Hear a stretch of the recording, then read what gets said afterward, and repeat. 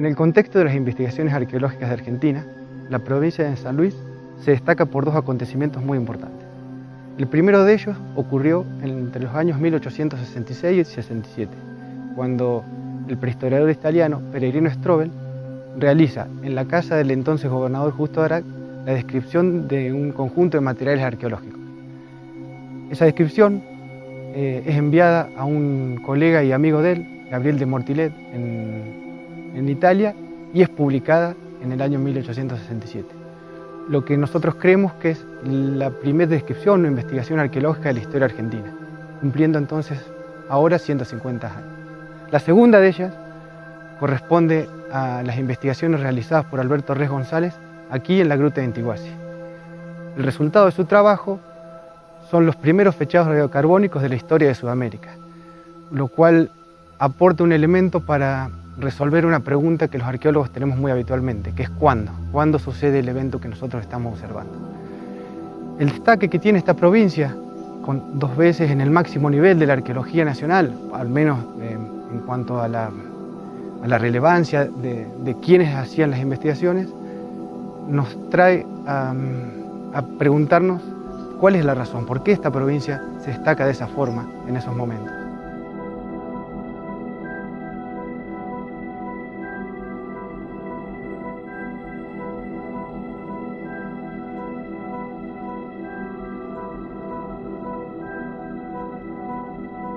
Por eso nosotros queremos ver cuál es el desarrollo local de esta arqueología tan importante. Y creemos que la mejor forma de abordarlo es analizando lo que es el registro arqueológico más importante, más estudiado y también el legado más importante de los pueblos originarios de esta provincia, su arte rupestre.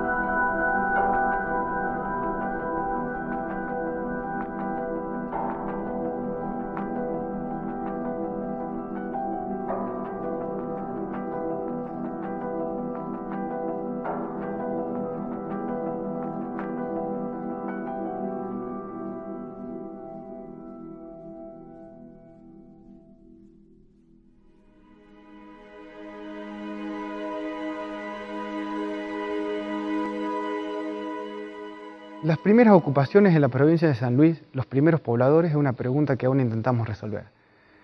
Las evidencias iniciales corresponden a un conjunto de puntas cola de pescado, tecnología FEL, que fue estudiada por la doctora Gisela Asario en la zona de la Estanzuela, de Estancia en la Suiza. Con posterioridad a ese momento, que es un momento de ocupación de hace unos 12.000 años, tenemos una ausencia de evidencias, un vacío arqueológico de unos 2.000 o 3.000 años. La ocupación vuelve a hacerse notoria hace unos 8.000 años, donde comienza la secuencia de Intiguasi.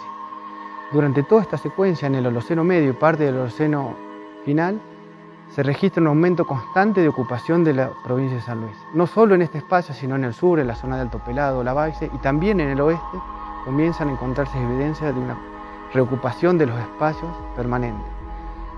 Las razones para este vacío de ocupación, probable pero no seguro, y para el aumento constante de la demografía del Holoceno medio no la tenemos bien clara, pero creemos que las condiciones climáticas pueden haber influido en esa fluctuación del poblamiento de San Luis.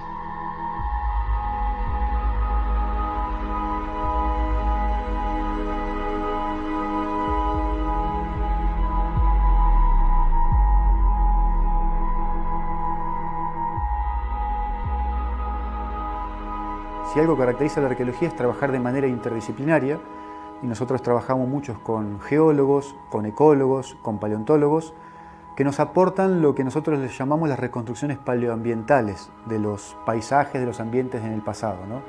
Y eso es fundamental para entender procesos de largo plazo, para entender procesos en una escala amplia, para sobre todo tener en detalle cuáles eran las condiciones específicas de los ambientes, por ejemplo, hace 5.000 años atrás o 7.000 años atrás, y eso relacionarlo con posibles ocupaciones del espacio o falta de esa ocupación en el espacio.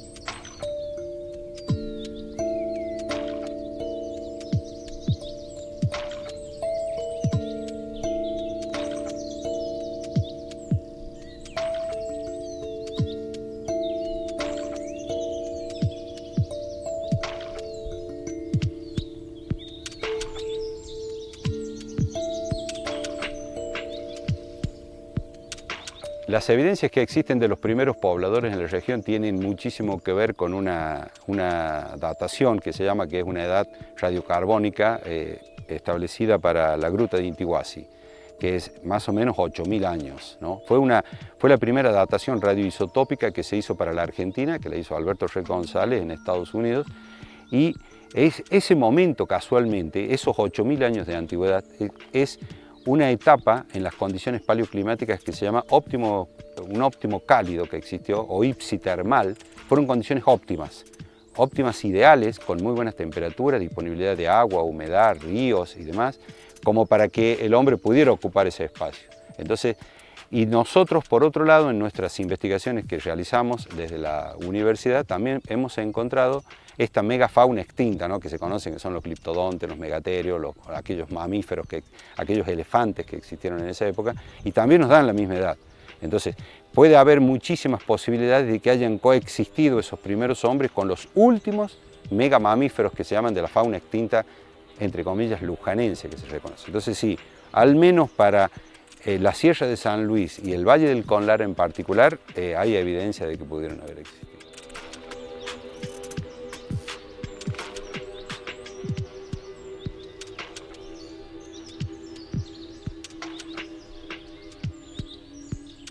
Lo que estoy buscando con todas las relaciones es un tema de cómo se estructura el espacio a partir de una formación sociocultural específica. Y digamos que con el pasar del tiempo, diferentes sociedades que pasaron por acá, no todas se relacionaron igual con este espacio. Entonces podríamos decir, es el mismo espacio, pero apropiado totalmente diferente, pensado diferente, digamos, dibujado diferente.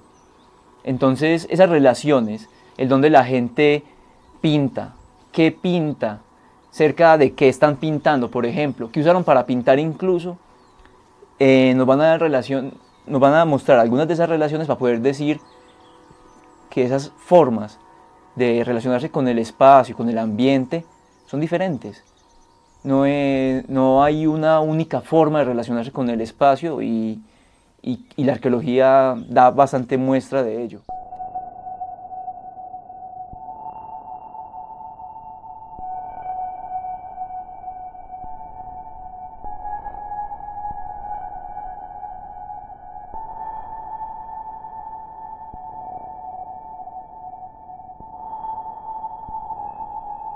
El arte rupestre es una manifestación cultural de los grupos humanos en el pasado, muy específica, muy concreta, que tiene la importancia de brindarnos un panorama o una información vinculada a ciertos aspectos relacionados con la cosmovisión de los grupos humanos en el pasado. En términos amplios podríamos llamarle cosmovisión, pero la cosmovisión tiene que ver con las prácticas del hacer en el paisaje de un grupo específico en determinado tiempo. Por eso es importante el estudio del arte rupestre, porque permite ingresar en un mundo que otra evidencia material no nos permite o no nos da ese tipo de información. Y todo esto tiene que ver, en muchos casos, con aspectos vinculados, por ejemplo, a los símbolos, con aspectos vinculados a prácticas religiosas o con aspectos vinculados que uno puede ver a través del arte rupestre con sacralizaciones de determinados sectores del espacio y no de otras. Y también, por ejemplo, el arte rupestre brinda información relacionada o articulada con explotaciones consuetudinarias del paisaje, podríamos decir, con explotaciones cotidianas que se daban en una relación común entre los grupos humanos y el paisaje.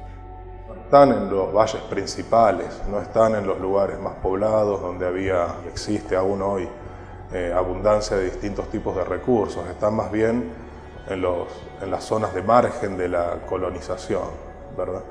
En paisajes que de alguna forma para el periodo prehispánico hemos definido como de frontera, ¿verdad? Y en esas fronteras donde eventualmente grupos de distintos orígenes se veían forzados a interactuar en diferentes términos, es donde se ha plasmado en las regiones de las que hablamos con preferencia el arte rupestre, quizás como canales comunicativos aplicados especialmente, ¿no?, a conectar a esta gente de orígenes diversos, que posiblemente hablaban distintas lenguas o distintos dialectos.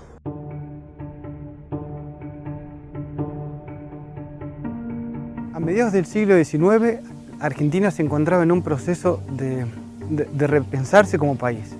En ese proceso, la Universidad de Buenos Aires incorporó prestigiosos investigadores extranjeros. Esa incorporación trajo a Peregrino Strobel, un prehistoriador muy conocido italiano, a la Universidad de Buenos Aires. El 7 de julio de 1865 dicta lo que sería la primera clase de geología de la historia argentina. Luego de dictar clases durante ese semestre en lo que hoy es la Universidad de Buenos Aires, le es financiada el primer viaje arqueológico, el primer viaje de investigación de la historia argentina. Realiza observaciones geológicas y paleontológicas en Mendoza y en Chile. Al regreso de esa investigación, se aloja en la casa de Justo Darad, donde observa materiales arqueológicos que pertenecían al gobernador. Esos materiales son descritos y puestos en una carta enviada a un amigo que vivía, un amigo y colega que vivía en Parma, en Italia. Esa carta es publicada en una prestigiosa revista francesa y es lo que hoy entendemos la primera descripción o investigación arqueológica de la historia argentina, que ocurrió entre finales de 1866 y principios de 1867.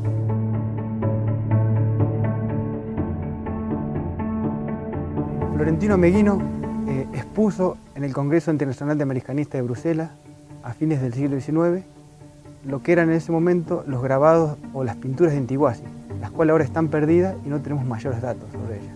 Germán Lachmann, un conocido investigador, afincado durante muchos años en San Luis, un naturalista, también realiza menciones para ese periodo en las sierras de San Luis. Ya en el siglo XX, las menciones de Juan Gess, un conocido historiador local, y un conjunto de científicos que venían del Museo Etnográfico de Buenos Aires, como Viñati, Greslevin, Aparicio y Outes, realizan una profunda investigación del arte rupestre de San Luis, entre otras cuestiones. A mediados del siglo XX, Dora Ochoa Esmas Ramón, una maestra rural que vivía en Concarán, realizó un relevamiento muy profundo del arte del departamento San Martín.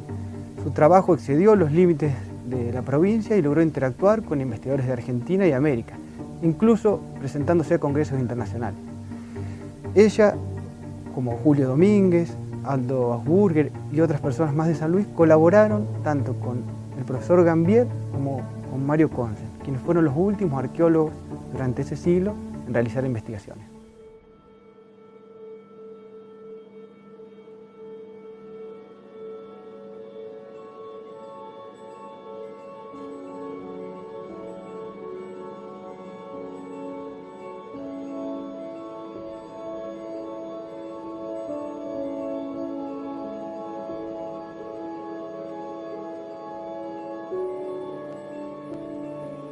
Una mujer que fue absolutamente autodidacta. Ella era maestra normal nacional y profesora de música. Trabajó en escuelas rurales y en la escuela de Santa Rosa. Fue una andariega incansable, es decir, a partir de su jubilación, que fue temprana en aquellos años, más de algo, alrededor de 40 y algo de años se debe haber jubilado, empezó de lleno a dedicarse a su pasión, que era desde investigar sobre los pájaros, que es la primera que pone de relieve las aves de San Luis. Después sigue con el folclore de San Luis, con su libro El folclore del Valle de Concarán, al mismo tiempo que estaba investigando sobre las pinturas rupestres, al mismo tiempo investigaba sobre la riqueza arqueológica que había en todo el valle, el departamento San Martín, Chacabuco y Junín. Se abocó a esos 3 departamentos. Tenía una relación epistolar profusa con gente de Buenos Aires, con importantes investigadores de Buenos Aires, a través de los cuales aprendía y se comunicaba. Cada uno de ellos, bueno, estaban todos fascinados, sacando fotos, y por ahí se empezaban a dispersar por la zona, y alguno pegaba un grito de que había encontrado otra pintura y estaba atrás de un matorral, por ejemplo, y estaba en un pequeño alero. Entonces cortaban el matorral y aparecían todos corriendo con las cámaras y chochos lo que habían encontrado en otra pintura, ¿no? Que capaz que no había sido relevada. Por ahí alguno encontraba una punta de flecha. De modo que fue una mujer realmente excepcional en cuanto a la diversidad de temas que abordó, estudiando en la soledad de un pueblo pequeño. Es decir, no dejaban nunca de investigar, de aprender, de estudiar, como estudiar el embalsamamiento de aves por correspondencia.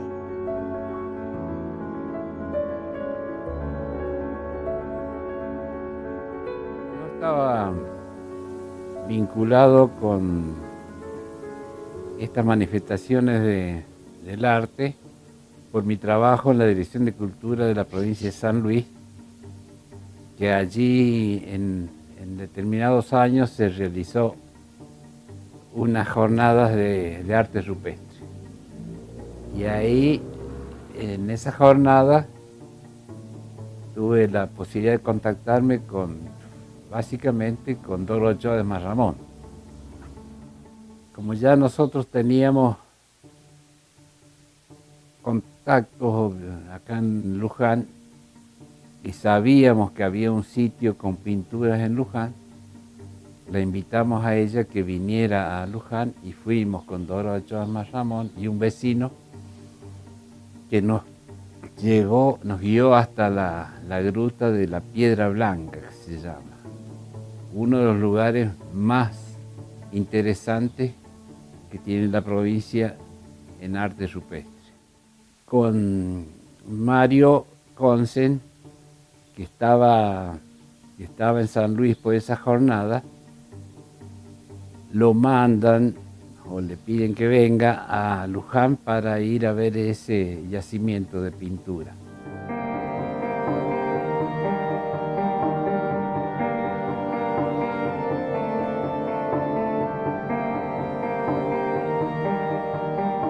Mario Consen es un reconocido investigador uruguayo, especialista en arte rupestre, que seguramente llegó a San Luis durante el año 1982 para el Congreso Argentino de Arqueología, que tuvo lugar en la ciudad. Probablemente allí conoció a personas como Dora Ochoa, o Julio Domínguez o a Aldo Burger, quienes le contaron del arte rupestre en la provincia.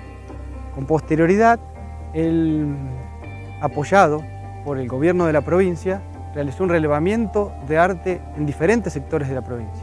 Al finalizar el mismo, este fue publicado por el Fondo Editorial Puntano y es el libro del cual hoy nosotros nos valemos para revisitar algunos de los espacios con arte rupestre en la provincia.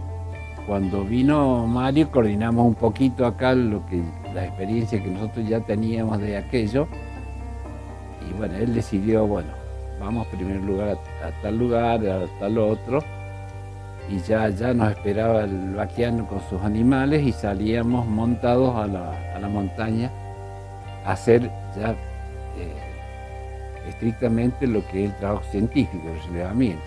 Lo que pudo ser un proyecto que iba a terminar en 4 a 6 meses, porque si no había grabado, si había 6 sitios pintados, más de 4 o 6 meses en campo no lo justificaba, terminó volcándose en 8 años. Porque era venir y decir 40 más, 30 más, y la gente empezó a reaccionar y además nos encontramos con retos muy grandes. Una cosa es analizar 6 sitios, otra cosa es analizar 120 sitios cuando pasaban cerca de 8.000 diseños. En principio un registro fotográfico y después ya eran calcos, ¿no?, que se hacían sobre un material transparente que se fijaba sobre las pinturas y se calcaba con marcadores de colores. De acuerdo al color que tuviera la pintura del aborigen, se sacaban ese registro de calco y después se trabajaba en laboratorio, ¿no?, que eso se hacía ya en San Luis. Durante el periodo de investigación del arte rupestre se han detectado aproximadamente unos 250 yacimientos entre grabados y pinturas. Aldós Burger había participado de aquellas jornadas de arte rupestre y se hizo práctico, digamos, en todos los sistemas. Él era de ascendencia alemana, entonces todo lo que era el manejo de máquinas y las técnicas, él las asimilaba muy bien. Era un soporte adecuado para poder ir haciendo todas las tareas que Consen quería que se hicieran. Y con Aldós Burger hicimos, creo que 7 campañas de investigación, relevamiento y registro del arte rupestre de la provincia de San Luis. En el 79, por todo su estudio y por todo el trabajo que llevaba adelante y por lo importante que resultaba que en San Luis se continuara con este trabajo, lo nombran investigador adscripto de la Universidad de San Juan. No era su formación, o sea, él tenía formación militar y su mundo hasta que descubrió la arqueología eran los aviones. Entonces, también resulta quizás medio extraño, pero sí tiene trabajos publicados y el libro con Mario, que en realidad el autor es Mario y él es colaborador, es como que toman el trabajo de Dora Ochoa de Masramón como punto de partida y basándose quizás en algunos sitios que ella había relevado, complementaron con quizás algunas técnicas que eran más nuevas, como pueden ser las de fotos u otras cosas. Fue como un complemento, digamos.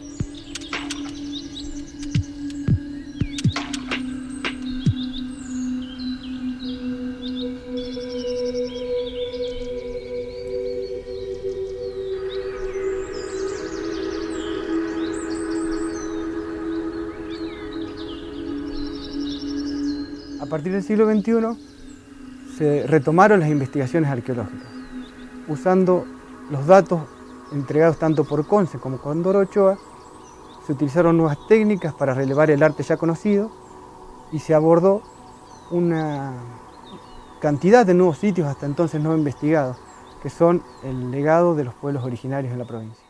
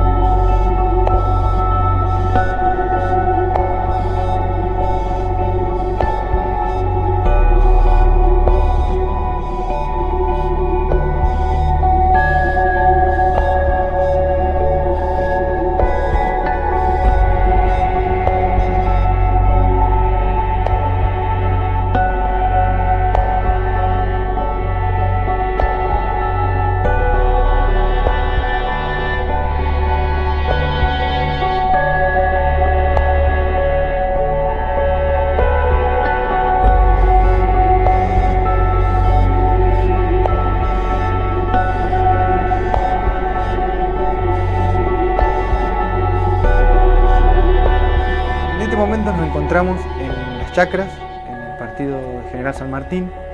Estamos en el principio de la Mesilla del Cura, específicamente en un lugar que se llama Cañada de la Víbora, que podríamos decir que es un lugar que conecta a la Mesilla del Cura con los llanos del norte, de la zona de Quines probablemente. Y estamos en lo que podría ser una de las pinturas rupestres más altas de la provincia de San Luis. En este lugar encontramos pinturas que a base de puntos y líneas constituyen círculos, constituyen lo que podríamos describir como cruces con su contorno repetido, ¿sí? Y hay un motivo muy específico y que captura toda la atención del panel, que es una especie de línea con algunas protuberancias, podríamos decir, y rodeado por secuencias de puntos. A esa línea la gente se ha referido como una víbora, y eso es lo que le da el nombre al sitio. Cuando Mario Consens realizó su trabajo a mediados de la década de los 80, fue asignando algunos estilos a lo que fue pintando y también le fue agregando una antigüedad. Sin embargo, a las de Quebrada de la Víbora no le pone ninguna antigüedad temporal y tampoco las introduce dentro de uno de los estilos. Por tanto, no sabemos mucho, hemos visto que algunas de las cosas que él pintó, que él describió, no están en el mismo lugar, se han borrado, y otras que él no describió las encontramos. Estamos en una primera etapa de trabajo. En el caso de pinturas rupestres, así como pinturas rurales, tenemos una condición muy específica, que estas pinturas contienen mineral magnética que se llama hematita y tiene que ser forzosamente color roja. Inclusive es la mineral que le da color a la pintura. No se puede utilizar otro color de pintura porque no contiene mineral magnético. Ocurre que cuando se aplican la pintura, o que se aplicaban, digamos, en periodos prehispánicos y además prehistóricos, minerales magnéticos están libres a orientarse y antes de secarse ellos se orientan hacia el campo magnético que existe. De esta forma, luego en laboratorio nosotros buscamos a obtener esta configuración y comparar los registros geomagnéticos a través de parámetros magnéticos con la variación ya conocida, determinando así la edad absoluta de las pinturas murales y rupestres. Estos motivos, cuando los comparamos a una escala, digamos, mega, que excede lo regional, vemos que por lo menos también así se presentan hacia el sector norte, lo que sería La Rioja, y bueno, y más allá. Y lo que vemos en las sierras, en diferentes lugares, es que podrían empezar a presentar elementos que podrían sugerir conexiones con otras regiones.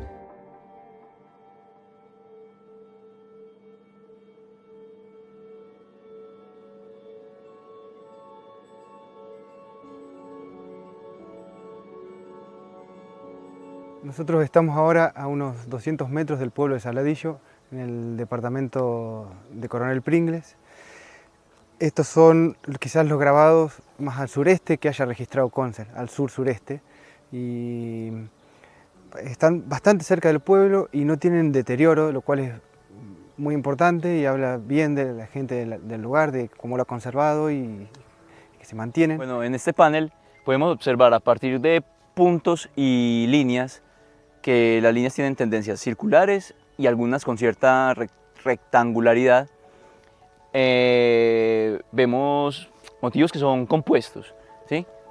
Y por ejemplo allí se observa una secuencia de líneas paralelas, pero que justamente esa secuencia lo que denota también es un eje que es perpendicular a las mismas líneas, ¿sí?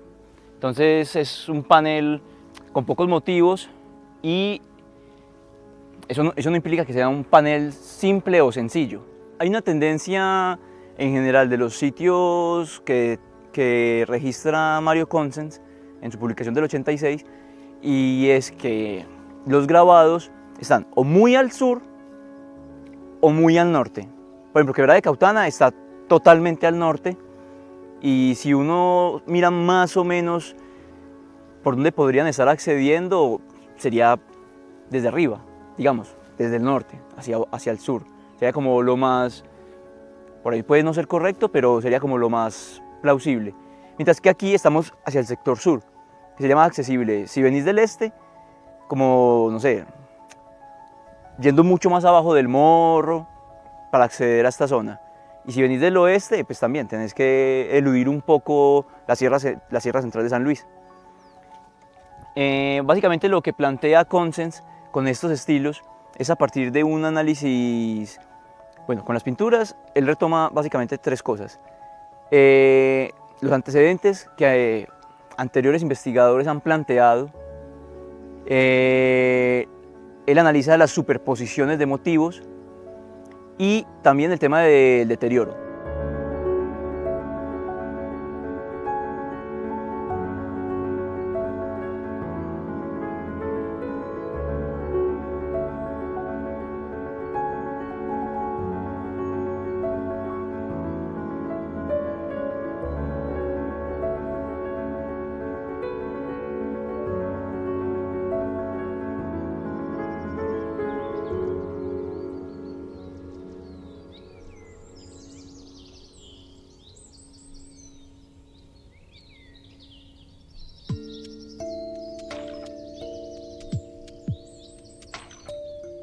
Lo que estamos haciendo es un relevamiento con una técnica que se conoce como fotogrametría.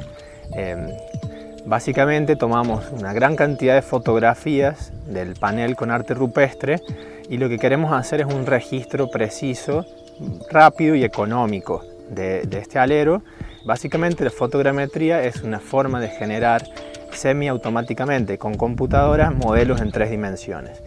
Ese modelo nos va a dar una representación fidedigna tanto del alero en sí, del soporte donde se encuentra el arte rupestre, como de los grabados. Lo que estamos observando acá, que estos grabados corren un gran riesgo de deterioro. Hemos visto algunos que están casi desaparecidos y creemos, si bien no somos especialistas en conservación, nos damos cuenta que están en gran riesgo. Por lo tanto, la técnica de fotogrametría nos permite generar un modelo en 3 dimensiones que por lo menos es un registro mínimo del estado actual, que podría servir para monitorear un deterioro y también para preservar, aunque sea de modo virtual, si esto llega a desaparecer.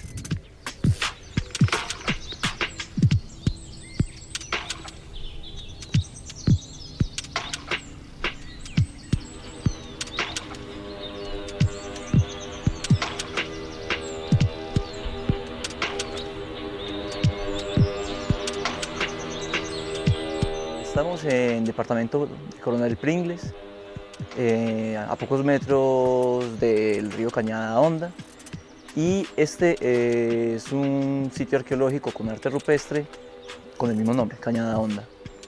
En este sitio lo que podemos observar básicamente son líneas pintadas, y la relación de esas líneas configuran lo que muchos, tanto arqueólogos como visitantes, han interpretado como guanacos. Están hechos con pintura blanca básicamente. Pero en este sitio es interesante y también un poco triste que es muy evidente el uso en diferentes momentos de la historia, porque no solamente vemos esas líneas que podrían ser guanacos, sino que vemos publicidad política, el nombre del que visitó y quiso dejar su nombre, una de las grietas que se encuentra en la roca está llena de basura. Vemos también un fogón donde posiblemente se comieron un rico asado, y hay muchos elementos que básicamente lo que muestran es que quizás no es la mayoría, pero un grupo importante de la gente que viene a visitar el sitio lo que ha hecho es destruirlo en realidad. Y quizás su intención no era destruirlo, pero lo han hecho.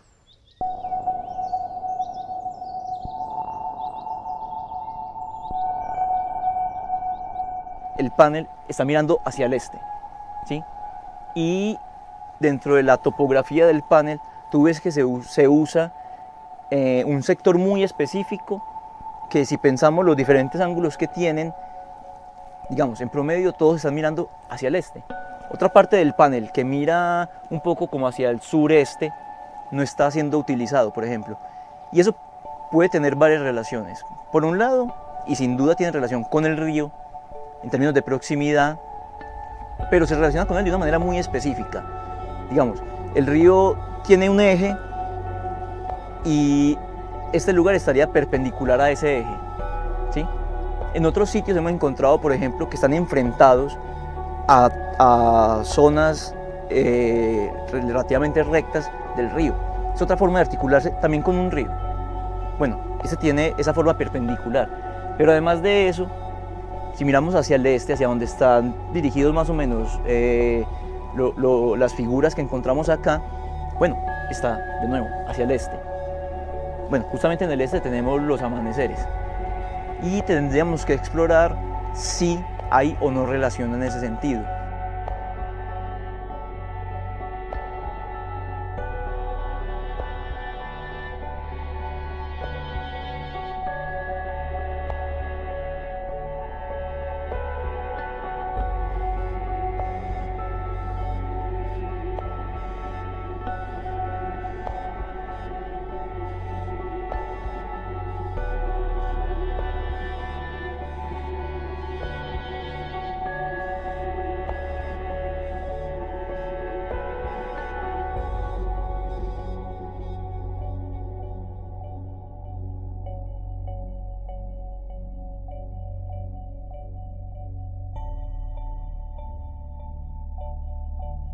A mi espalda tenemos el sitio de la Angostura, el sitio más grande o quizás el segundo de los que registró Mario Conces en los años 80, con una importante cantidad de pinturas, superposiciones y estilos que remiten no solo a este lugar, sino a algunas de las que podemos encontrar en Tilizarao, más abajo, más cercano a las cuencas medias del río Quinto, incluso a las que están en el Solá, hasta al final de esta cuenca, en la parte alta de esta cuenca.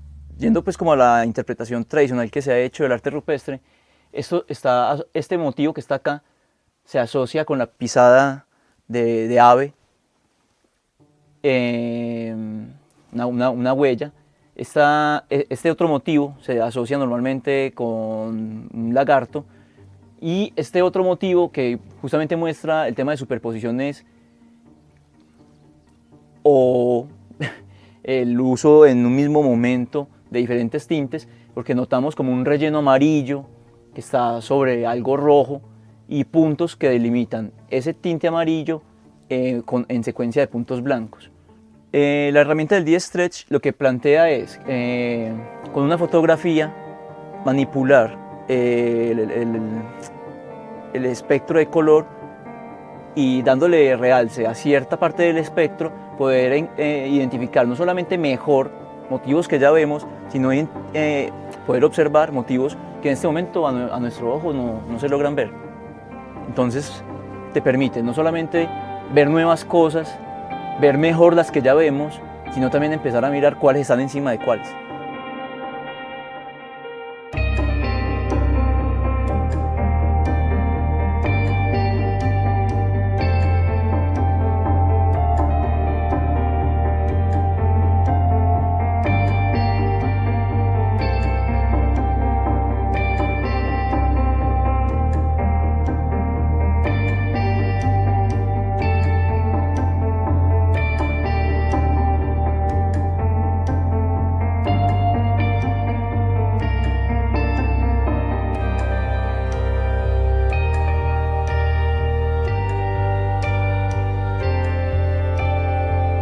El sitio es muy interesante porque es muy extenso en la distribución de los grabados, y tiene sitio arqueológico pues con depositación de materiales, herramientas en roca, tiene también elementos de molienda relativamente cerca, aunque no directamente en el lugar donde están los grabados, como digamos en los alrededores. Además de eso, está relacionado de forma directa con el arroyo. Lo que encontramos acá es una ubicación del arte muy diferente a lo que veíamos antes. Antes era un solo panel muy grande con el arte concentrado, y acá en lugares muy bajitos en frentes de la roca se ven grabados en diferentes sectores. De hecho, hay entre el primer y el último grabado hay más de 300 metros y al estar tan bajitos nos ha costado, estamos en esa tarea de recuperarlo. Básicamente hemos visto dos cosas. Por un lado, que no sería un error el hecho de que, por ejemplo, hay representaciones que él no vio. Y claro, estamos seguros que nosotros hacemos un trabajo súper detallado y después viene otro y encuentra otra cosa. Encuentra otro que se nos pasó a nosotros. Eso es normal. Lo que encontramos que puede ser un error, no necesariamente de él, es por ejemplo con la ubicación de algunos paneles. De hecho, hasta ahora nos ha pasado con uno. Sí, algunos no, de un panel en realidad, hasta ahora. Y es porque cuando él presenta el mapita para la ubicación, nos movemos desde uno que ya ubicamos de él en relación a ese, hacia donde debería estar y la distancia que debería estar, y no lo vemos. Pero también hay un asunto. Están cada vez más desgastados. Es posible que esté ahí, que hubiera estado ahí y no lo estemos viendo. Entonces no sabemos si es un error. Quizás es mala suerte de que simplemente ya no está.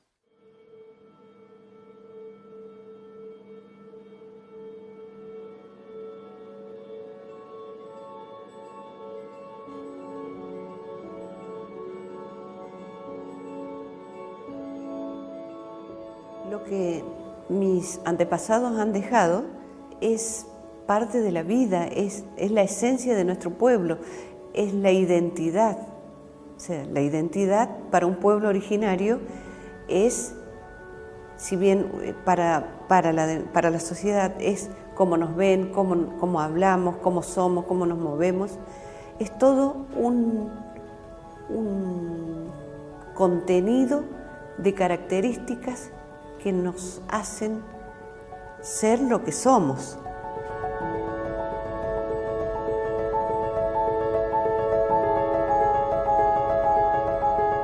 En los últimos 3000 años, las condiciones climáticas comenzaron a parecerse a las actuales. Casi todos los espacios de la provincia se encontraban ocupados por los pueblos originarios.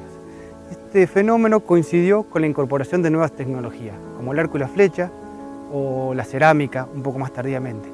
Y en los últimos 1000 años probablemente empezó a existir una producción de alimentos, una horticultura, una agricultura de muy bajo grado. Este proceso, que fue diferenciando grupos en diferentes áreas de la provincia, se vio obliterado, cortado por la irrupción de los españoles. Lejos de desaparecer los pueblos originarios, en San Luis le han sido restituidos tierras recientemente y se encuentran en un proceso de construcción permanente de identidad, interactuando con el resto de los habitantes de la provincia.